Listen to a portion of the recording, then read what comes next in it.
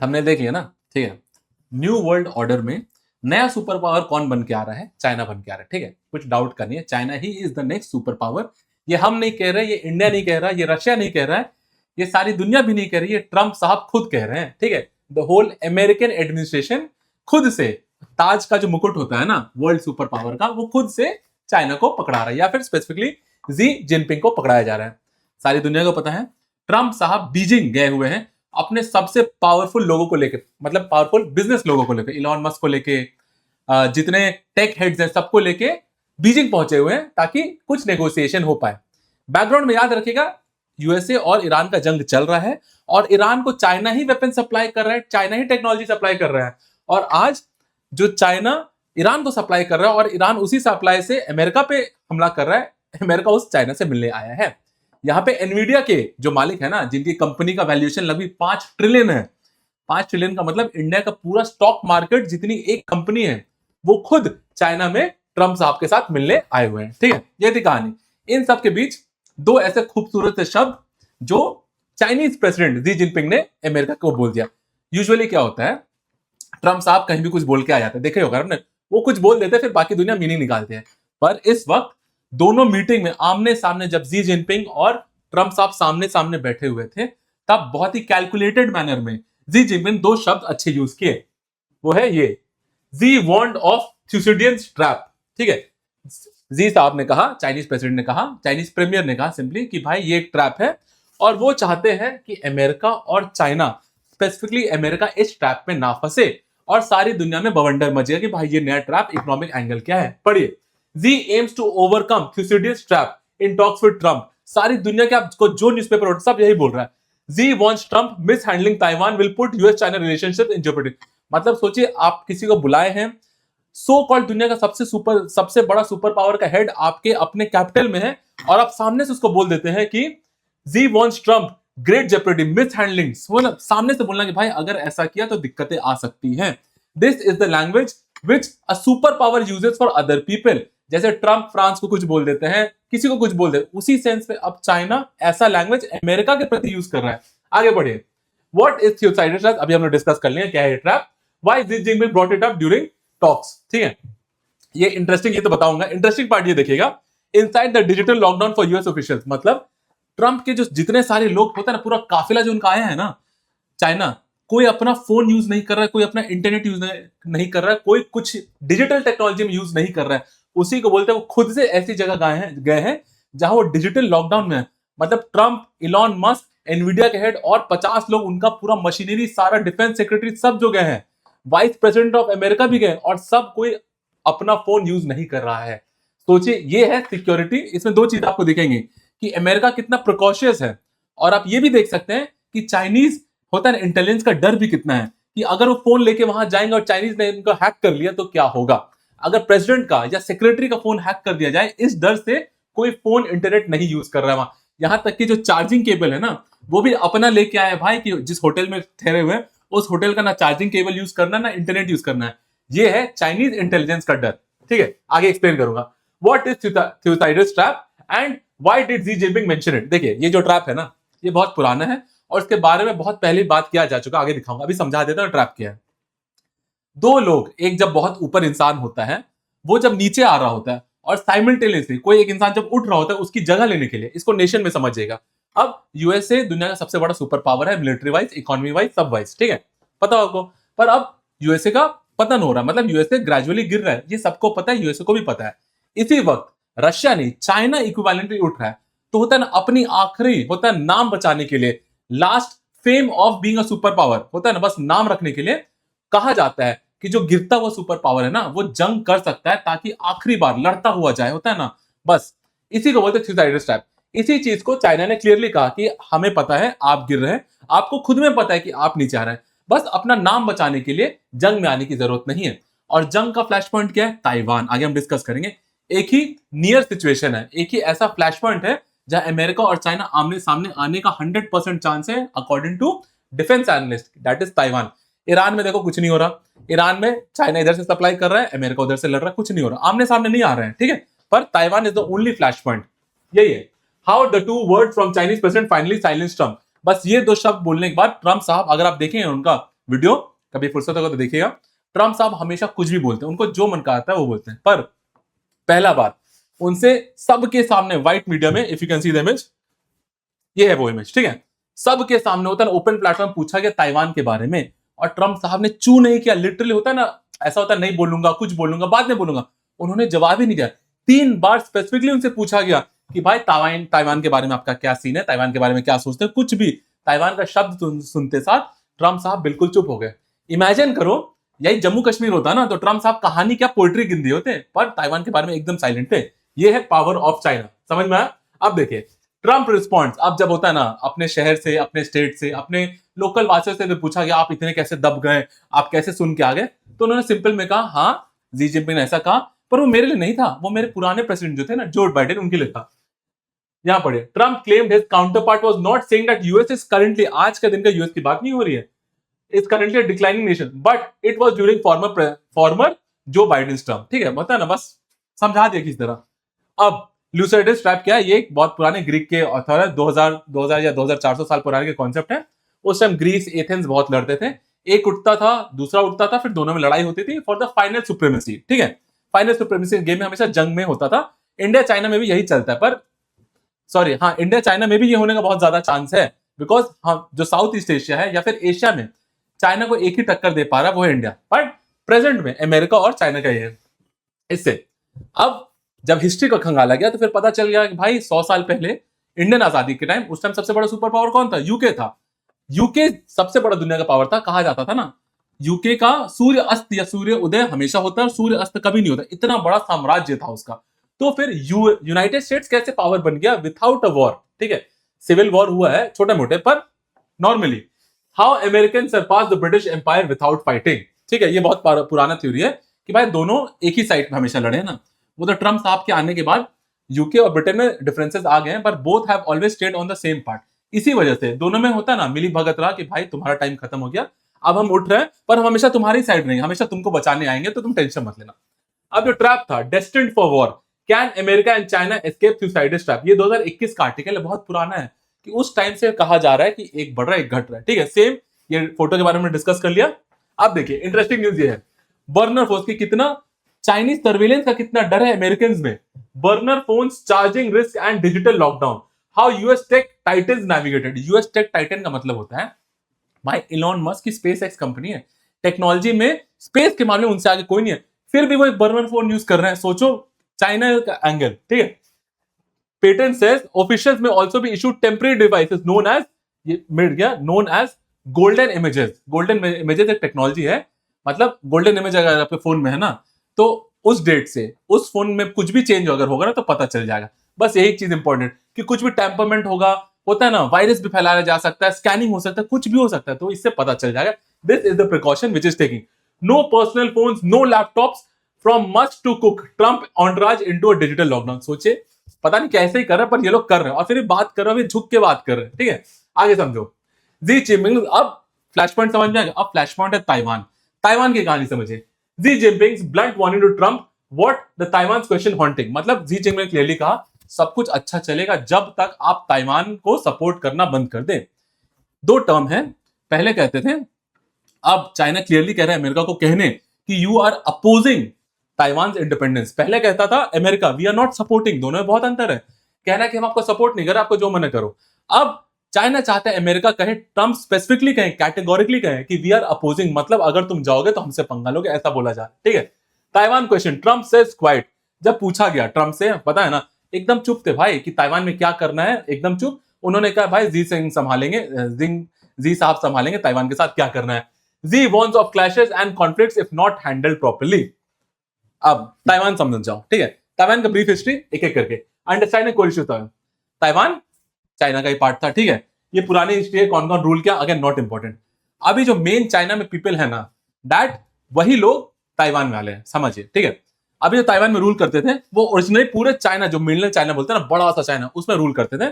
फिर 1949 में civil war हुआ। ठीक है, दो लोग, एक माओ सेडोंग और एक अच्छा सा नाम है, आई एम मिसिंग इट, माओ सेडोंग के बीच में और चियांग की शेक के बीच में जंग हुआ।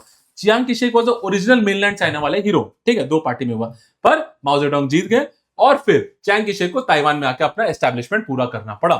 1949 में अभी 2049 में ही इसको बोलते हैं 2049 का जी जिनपिंग का मैंडेट। मतलब जैसे ही सिविल वॉर का 100 साल होगा ना, उससे पहले जी जिनपिंग ने मान के चलो कसम खाई है कि भाई ताइवान को इंटीग्रेट करके रहना है। यही है, mainland China has been governed by people Republic of China, जो आप जानते हैं, और Taiwan is been governed by republic of China. दोनों मान के चलेगा, जो ताइवान वाले लोग थे वो ओरिजिनली चाइना के ही हैं, पर अब अलग अलग मान लिया एक दूसरे को। चाइना और ताइवान का डिस्टेंस 155 है, बहुत कम भी नहीं है, बहुत ज्यादा भी नहीं है। अगर चाइना चाहे, आप हाल फिलहाल में देखो, इजिली एनसर्कुलेट कर लेता है पूरा इसको। यही है कहानी। अब देखो, इससे थोड़ा डेप्थ में जाने के लिए China view of Taiwan, China सोचता क्या है ताइवान के बारे में। देखो, चाइनीज ईस्ट वर्ल्ड का जो ईस्ट वाला पार्ट है ना, जैसे इंडिया, एशिया, चाइना, जापान, हम लोग कल्चरली बहुत सेंसिटिव हैं, ठीक है, कि डेवलपमेंट अपनी जगह है, पर हम लोग कल्चर को बहुत ज्यादा ध्यान में देते हैं। हम लोग ह्यूमिलेशन को, इतिहास को बहुत ज्यादा ध्यान रखते हैं, ठीक है। जैसे फॉर एग्जाम्पल इंडियंस, हम हमेशा ब्रिटिश को थोड़ा नेगेटिव लाइट में देखते हैं, क्योंकि उन्होंने हम पे 100-200 साल राज किया है, राज करने के बाद हमने एक्सप्लॉइट करके छोड़ा था, ठीक है। उसी सेंस में इसी को बोलते हैं द सेंचुरी ऑफ ह्यूमिलिएशन। इसका मतलब यह है कि ये वो दशक था, 100 साल, जब चाइना को वेस्ट पावर्स या बाकी पावर्स ने रूल किया था। For example opium Wars, communist war, ये सब वो समय था जब China like India was also being ruled या इंपीरियलिज्म के अंदर था। उसी को चाइना ह्यूमिलिएशन बोलते हैं। उससे हटने के लिए वहां सिविल वॉर का कुछ कुछ कॉन्फ्लिक्ट हुआ एंड इन ताइवान का गठन हुआ। ताइवान पहले था, बस पीपल रिपब्लिक ऑफ चाइना जो है ना, उसका गठन होना चालू हो गया। बस इसी को बोलते हैं सेंचुरी ऑफ ह्यूमिलिएशन। और चाइना ऐसा मानता है, इसको थोड़ा भुलाने के लिए हमें ताइवान को वापस मिलाना है, थोड़ा नहीं, चाइना एब्सोल्युटली मानता है कि भाई ये बेइज्जती बुलाने के लिए हमें तो भाई वापस मिलना ही पड़ेगा। आगे समझो, हाउ ताइवान वाज क्रिएटेड, वही कहानी बता दिया, पहले सेम था, फिर दोनों अलग हुआ और अब दोनों चल रही है। अगर फिर से रिवाइज करना है, बहुत सिंपल, एक है People's Republic of China, the original, जो वन चाइना पॉलिसी वाला चाइना, जी जिनपिंग वाला है, और ताइवान वाला का नाम है पीपल रिपब्लिक ऑफ चाइना।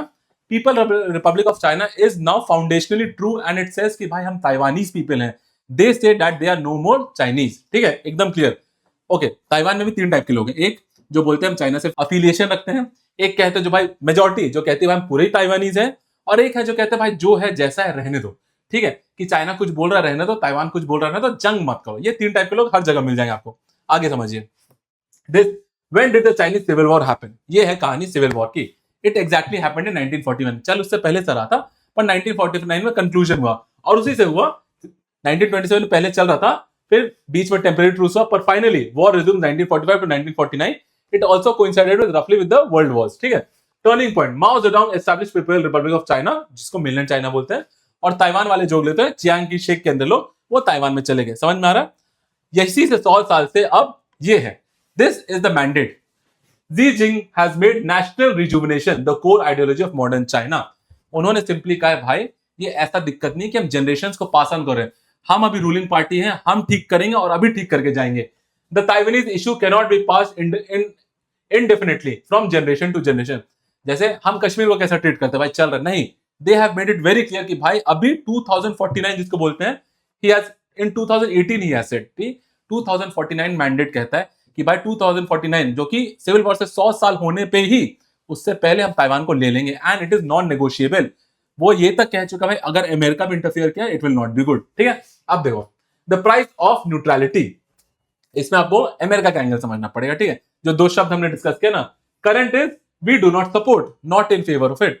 और चाइना क्या चाह रहा है, चाइना एक्सप्रेसली चाह रहा है कहना कि भाई बोलो कि वी अपोज इट, ध्यान से पढ़िए, a total abandonment, oppose Taiwan independence. America कह रहा भाई हम सपोर्ट नहीं कर रहे हैं, ताइवान जो करना चाहता करता, पर चाइना प्रेशर डाल रहा है अमेरिका पे कि अगर हमसे सांठ गांठ करनी है, हमसे रेयर अर्थ एलिमेंट चाहिए, हम तो 30% ऑफ द वर्ल्ड का प्रोडक्शन हाउस है, अगर आपका घर चलना, आपका फाइटर जेट प्लेन, आपका बड़े बड़े कैरियर, एयरक्राफ्ट कैरियर को अगर आपको चलाना है तो हमारी बात मानो। ईरान वॉर सब होता है ना, हल्के हल्के छोटे छोटे न्यूज साइड में चल रहा है, पर same this has been repeated. देखो the echoes of 1972, same situation ना 1972 में भी हुआ था, जब अमेरिका वियतनाम वॉर में बहुत ज्यादा इन्वॉल्व था। उस टाइम प्रेसिडेंट साहब अमेरिका के रिचर्ड निक्सन थे।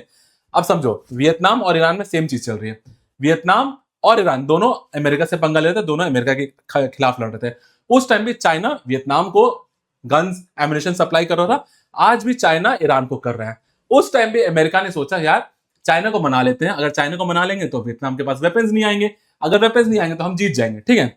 उसी टाइम पे अमेरिका, रिचर्ड निक्सन ने कहा ठीक है भाई, हम चाइना का वन पॉलिसी मानने को रेडी हैं, अगर आप वहां सप्लाई बंद करो।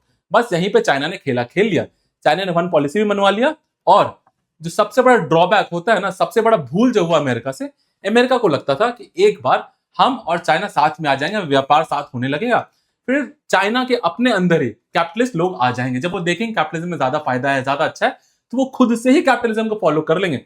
यहाँ पे भूल हो गई उनसे। चाइना आज भी communist in the political structure है और capitalist in the market structure, मतलब जो फाइनेंस है, इकोनॉमी, वो मार्केट है, और जो पावर वाले पीपल है वो कम्युनिस्ट में है। ये एक नया टाइप का उन्होंने निकाल लिया। सेम चीज आज हो रहा है। आज भी ईरान को सप्लाई कौन कर रहा है? इंटेलिजेंस कौन दे रहा है? रशिया और चाइना दे रहा है। तो फिर अमेरिका ने सोचा भाई ईरान तो हार नहीं रहा है, तो एक उसका पीछे से होता है ना, सप्लाई चेन काटो, तो सप्लाई चेन चाइना है, तो चाइना से उसने बात करने पहुंच गए। चाइना आज भी वही बोल रहा है उस टाइम जो बोला था। पहला बार रिचर्ड निक्सन उन्होंने क्या मंगवाया? वन चाइना पॉलिसी मंगवा लिया। अब वो बोल रहा है अपोज ताइवान इंडिपेंडेंस, मतलब इसके बाद अगर चाइना चाहे वो पूरा जाके पूरा ताइवान साफ कर सकता है, बिना एक साफ करने का मतलब पूरा ताइवान को कैप्चर कर सकता है। और अगर अमेरिका सपोर्ट ना करे ना, तो ब्लडशेड होने का चांस कम हो जाता है, क्योंकि जहां ताइवान को पता चला या फिर पूरे वेस्ट को या पूरे वर्ल्ड को पता चला कि America is no longer standing behind Taiwan, तो सोचिए उतना छोटा सा आबादी वाले देश लड़ने का कम सोचेगा। हो सकता है सोचे, हो सकता है आखिरी दम तक वो लड़े, पर जो ब्लडशेड होगा कंपैरेटिवली कम होगा। यही है ये पिक्चर में।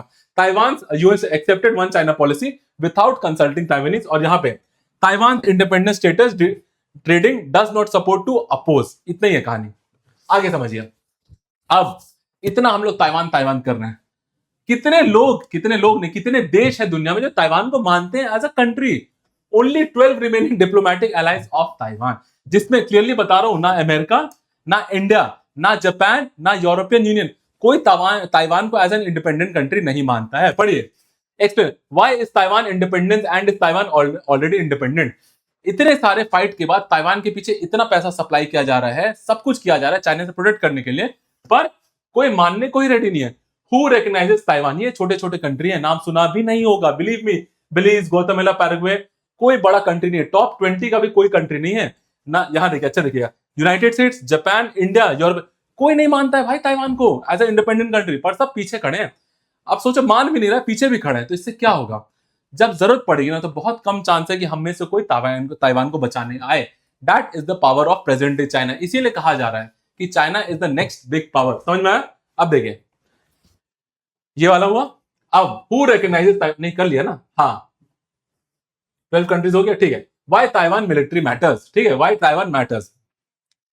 इंडिया का एंगल थोड़ा देर के लिए भूल जाए, हम इसके बाद इंडिया का भी डिस्कस करेंगे। What is India stand on Taiwan. अब सिंपल में समझो, क्यों अमेरिका ताइवान को बचाने के लिए थोड़ी बहुत कोशिश कर रहा है। पहले ज्यादा करता था, अब थोड़ी बहुत कर रहा है। समझो, नया नया वर्ड सीखने मिलेगा।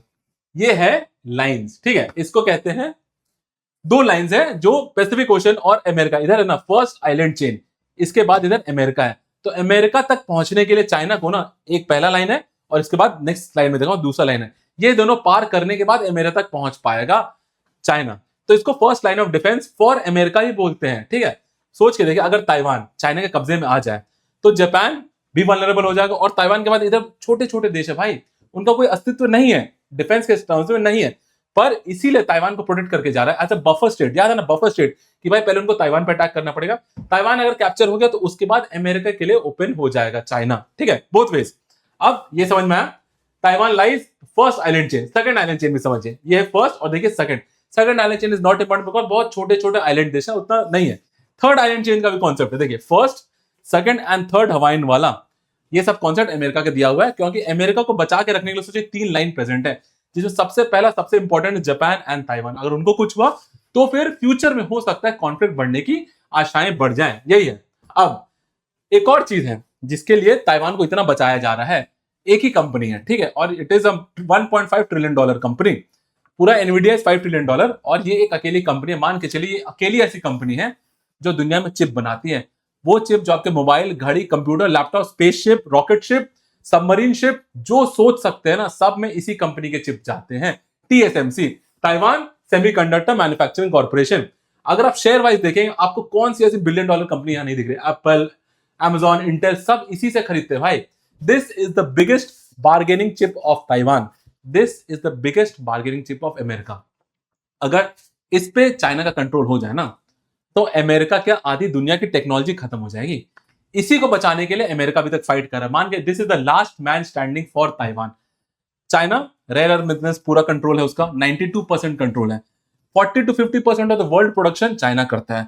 बस एक चीज है जो नहीं कर पा रहा है, वो है चिप मैन्युफैक्चरिंग। अगर चिप मैन्युफैक्चरिंग भी टीएसएमसी लेवल का चाइना करने लगा ना, तो भाई चाइना अमेरिका जैसा भी कर रहा है ना, टैरिफ लगा रहा है, जो मन कर चाइना भी वही करेगा। This is the last thing. समझ में आया? अच्छा फोटो था। अब इंडिया का भी एंगल समझ जाओ, ठीक है। अच्छा सॉरी, अमेरिका क्यों स्ट्रेटेजिक बिहेव कर रहा है। अमेरिका तीन टाइप में बिहेव कर रहा है, जैसे 1972 से अभी 2026 से वैसा चल रहा है। इसको बोलते हैं स्ट्रेटेजिक एम्बिग्विटी। इसका मतलब है भाई करना कुछ और है, बोलना कुछ और है, बिना बोले बहुत कुछ करना है। मतलब अमेरिका पीछे से बोलता है कि भाई हम ताइवान को सपोर्ट करते हैं, पर ऑफिशियली नहीं करता है। अमेरिका पीछे से ताइवान को पूरा वेपन्स, आर्म्स सब सप्लाई कर रहा है, पर सामने से नहीं कर रहा है। इसी को स्ट्रेटेजिक एम्बिग्विटी, कि सामने वाले को बता ही नहीं रहा है भाई करना क्या चाहते हैं। जैसे अगर अमेरिका को चाइना की जरूरत पड़ी तो भाई ताइवान का पीछा छोड़ देगा, पर अगर अमेरिका को टीएसएमसी की ज्यादा जरूरत पड़ी, अपने डिफेंस की ज्यादा जरूरत पड़ी, तो फिर वो चाइना से पंगा ले लेगा। इसी को बोलते हैं स्ट्रेटेजिक एम्बिग्विटी। इन सब केस में जो भी आपको समझ में, वन चाइना पॉलिसी जो भी समझ में आएगा, इन सब केस में, इन एनी केस, अगर अमेरिका पीछे हट जाता है ना कि ताइवान को प्रोटेक्ट करने नहीं आता, that will be according to defence analyst the most strategic blunder of USA. For example, अभी यूएसए कहता है वो जापान को प्रोटेक्ट करेगा, साउथ कोरिया को प्रोटेक्ट करेगा, फिलीपींस को प्रोटेक्ट करेगा, कुछ हद तक ऑस्ट्रेलिया को प्रोटेक्ट करेगा। क्या ये लोग अमेरिका पे विश्वास दिखाएंगे जैसे आज कतर, यूएई दिखा पा रहे हैं क्या अमेरिका पे? नहीं दिखा पा रहे। तो सोचिए पूरा पैसिफिक ओशन वाला साइड जो है ना, वो भी अमेरिका के साइड से हट जाएगा। That will be the biggest blunder. बाकी सपोर्ट समझ में आ गया। और एक और चीज है, अमेरिका ने ताइवान के साथ एक पैक्ट किया है, ताइवान रिलेशंस एक्ट 1979। ये इस पैक्ट यही कहता है कि भाई हम ताइवान को प्रोटेक्ट करेंगे, बिना मानते हुए कि ताइवान एक कंट्री है, फिर भी प्रोटेक्ट करेंगे। इसी को स्ट्रेटेजिक एम्बिग्विटी। इसके बाद आ जाओ, ये है इंडिया का। इतना कुछ है, इंडिया का भी एंगल आपको समझना पड़ेगा। ये एक ऑफिशियल पेपर है from the website institute of south Asian studies. ये अच्छा से कह रहा था, India is one China policy and Taiwan dilemma. हम भी सेम चीज कर रहे हैं जो अमेरिका कर रहा है, हम भी ताइवान को पूरा सपोर्ट कर रहे हैं, पर हम भी वन चाइना पॉलिसी को मान रहे हैं। सेम चीज बोली गई है। देखिए, China, India recognises peoples Republic of China, जो मेनलैंड चाइना करती है, as a sole legitimate government. Taiwan is not recognised as a separate country. Taiwan is not recognised as a separate country by India, but still, काम की बात पढ़िए, फिर भी हम Taiwan also represent such as India Taipei association, हम उनके साथ करते हैं, और Taiwan Taipei economic and cultural centre. मतलब मेल हो रहा है, घूमना फिर रहा हो रहा है, इकोनॉमिक हो रहा है, पर मान नहीं रहा है। ठीक है, ये है हमारा एंगल, क्योंकि सेमीकंडक्टर हमें भी चाहिए उनसे, सारी दुनिया को चाहिए, तो हमें तो चाहिए। India representative offices in Taiwan भी है, but we still don't accept Taiwan. समझ में आ गया? अब देखो, ताइवान को दुनिया का सबसे ज्यादा मोस्ट डेंजरस प्लेस इसीलिए बोला जा रहा है, ऑफिशियल आर्टिकल है, the most dangerous place on earth. America and China must work harder to avoid future of Taiwan. अब it is not just about America and China. ठीक है, अगर ताइवान कैप्चर हो गया, अगर चिप मैन्युफैक्चरिंग पे बात आ गई, जैसे आज छोटा सा ईरान बस स्ट्रेट ऑफ हॉर्मुज को रोक के सबको परेशान कर दिया है। ठीक है, अब आप सोच के देखिए, यही चीज अगर आपको mobile, computer, internet, space shuttle सब चलना बंद हो जाए, चिप्स आना बंद हो जाए, तो हम लोग वापस 100 साल पीछे चले जाएंगे। That is why it is the most flash point of the world. Same चीज ताइवान फियर्स। अब इन सब के बाद ताइवान का भी तो क्या एंगल होगा है। चाइना ताइवान के बारे में बात कर रहा है, अमेरिका ताइवान के बारे में बात कर रहा है, इंडिया भी ताइवान के बारे में बात कर रहा है। ताइवान अपने बारे में क्या बात कर रहा है वो भी सुन लीजिए। Taiwan fears it will be on the menu of Trump and Xi summit. मतलब ताइवान को ही पता है व्हाट इज एट स्टेक, और ताइवान को ही पता है that is the most hottest topic of the planet. वो डर रहा है कि भाई दो बड़े लोग के बीच में वो ना पिस जाए। इसका यही मतलब है कि भाई ट्रम्प को ईरान, मतलब देखो ट्रम्प ने ऐसे डिसीजन ले लिए हैं ताकि सारी दुनिया में ट्रम्प की, होता है ना हास्य पदार्थ, लोग ट्रम्प पे नहीं हंस रहे हैं, अमेरिका पे हंस रहे हैं। तो फिर अगर इसको रीडू करना है ना, तो उसको ईरान वॉर में कॉलर उठा के निकलना पड़ेगा। पर ईरान पीछे हटने वाला नहीं है। ईरान पीछे तब हटेगा जब उसके पीछे जो सप्लाईज आ रहे हैं वो रुक जाए। वो सप्लाईज चाइना पास कर रहा है। अब ट्रम्प अपनी इज्जत बचाने के लिए चाइना के सामने झुकने को तो रेडी है, पर बीच में पिसेगा कौन? ताइवान पिसेगा। यही बोलना चाह रहा है। सेम चीज, Taiwan fears it will be on the menu at the summit, कि भाई दो बड़े लोग अपनी इज्जत बचाने के चक्कर में ताइवान का बलिदान दे देंगे। समझिए, ये है सब चीजें। जब जंग एक्चुअल में होगी ना, तो द डिपेंडेंस ऑफ जंग ऑन चाइना। सोचिए जंग क्या हुआ? सोवरेनिटी का एंगल, राइट? कि मेरे को लड़ना है, मुझे अपनी इज्जत बचाना है, मुझे अपना सोवरेनिटी बचाना है, मुझे अपना देश, लैंड, प्रोटेक्ट सब बचाना है, तो मैं लड़ूंगा। पर आपके पास जो हथियार है ना, वही अगर आपका ओपोनेंट सप्लाई करता है तो आप क्या करोगे? ठीक है, फॉर एग्जाम्पल चाइना ने ऑपरेशन सिंदूर के टाइम पाकिस्तान को सब कुछ सप्लाई किया। ठीक है, अब पाकिस्तान और चाइना में जंग हो जाता है तो कुछ मिलता है उसको? नहीं मिलता ना। उसी सेंस में अगर अमेरिका और चाइना में जंग होता है, और अमेरिका के पास क्या खूबसूरत वेपन्स है, F-35 एयरक्राफ्ट कैरियर, देखा है ना आपने, पर उसका सप्लाई अगर चाइना करता है, तो फिर जंग का कोई मतलब है क्या? तो फिर अमेरिका जीत सकता है क्या? ये एक ऑफिशियल स्टेट है, ये बोलता है। ठीक है, ट्रंप का ये समिट है, ये center for strategic and international studies ये कहता है, पढ़िए। The consequence of China's new rare earth export restrictions, इसका मतलब ये है, ये जो खूबसूरत हथियार है ना अमेरिका के पास, F-35 सेकंड जनरेशन, बहुत सारे एन नंबर ऑफ, उन सब में चाइना का बहुत बड़ा रोल है, पढ़िए इसे। The consequence, the F-35 fighter jet contain 900 pounds of rare earth element, same उनके पास एक डिस्ट्रॉयर है, बहुत सारे, जैसे एग्जांपल जो स्टडी बताती है, the Arleigh Burke class DGG DDG 51 destroyer requires approximately 5200 pounds of rare earth minerals या रेयर अर्थ एलिमेंट्स। और ये रेयर अर्थ आता कहां से? 95% ऑफ सारी दुनिया का रेयर अर्थ आता है चाइना से। अब आप सोचो, अमेरिका को ऐसे जहाज बनाने हैं और सामान चाइना से लेना है और चाइना से जंग भी करना है, ऐसा हो सकता है क्या? यही है थॉट, सोच के देखिए कि चाइना ने दुनिया को इतना ज्यादा कॉम्प्लेक्स बना दिया अपने अंग, मतलब अपने चंगुल में, अपने मैन्युफैक्चरिंग में, कि भाई सारी दुनिया चाह के भी चाइना से नहीं लड़ सकती। सेम केसेस विद इंडिया, हम भी जैसे चाइना को भी जो मन होता है बोल देता है, पर हम रिटेलिएट नहीं कर पाते बिकॉज ऑफ दिस। सोचिए अमेरिका कुछ नहीं बोल पा रहा है, अब ऐसे जंग में इतने बड़े बड़े डिस्ट्रॉयर, सोच के देखिए, ये शिप अगर कहा लास्ट 2-3 क्लास पहले दिखाया था आपको कि यूएसए ईरान जंग में 19-20, कुछ लोग 30 बोल रहे हैं, एयरक्राफ्ट का डिस्ट्रॉय हो गए हैं, चोट लगी है, अब इनको रिपेयर करना होगा, तो इनको रिपेयर करने का माल भी जो आएगा ना वो चाइना से आएगा। तो अमेरिका इन दिस सिनेरियो क्या चाइना से लड़ सकता है क्या? तो आपको क्या लगता है, इलॉन मस्क जो सारी दुनिया के गवर्नमेंट तक पे टिप्पणी कर देते हैं, आज तक एक बार भी चाइनीज गवर्नमेंट पे टिप्पणी नहीं की है, क्यों? ये सोचेगा। ठीक है, that is all for today, thank you.